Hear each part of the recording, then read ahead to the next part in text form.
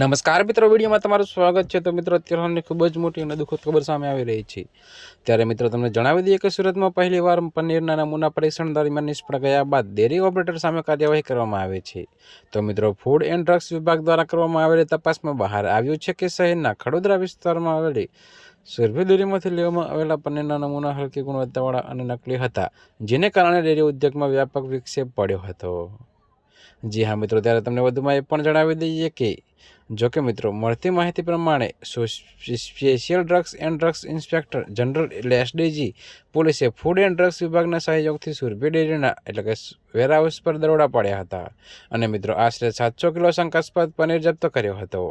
તો કે ત્યારબાદ અન્ય સ્થળોથી કુલ 754 કિલો જપ્ત કરવામાં આવ્યું હતું। જી હા મિત્રો, અત્યારે હાલની આ ખૂબ જ મોટી અને દુઃખદ ખબર છે। ત્યારે મિત્રો, આ પનીર હોટલ, રેસ્ટોરન્ટ અને વિવિધ ટ્રકોમાં ઓછી કિંમતે સપ્લાય કરવામાં આવતું હતું, જે જાહેર આરોગ્ય માટે એક મોટો ખતરો હતો। જ્યારે લેબ રિપોર્ટમાં સાબિત થયું કે પનીર હલકી ગુણવત્તાવાળા હતા અને તેમાં ભેળસેળના નિશાન હતા।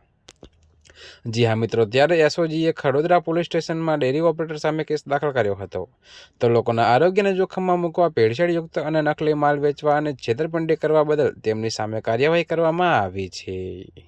જી હા મિત્રો, તો અત્યારે હાલ માટે આટલું જ। મળીશું નવી અપડેટ સાથે। અને જો તમને અમારા વિડીયો પસંદ આવતા હોય તો વિડીયોને લાઇક, કોમેન્ટ, શેર અને અમારી ચેનલને સબસ્ક્રાઈબ કરવાનું ભૂલતા નહીં મિત્રો।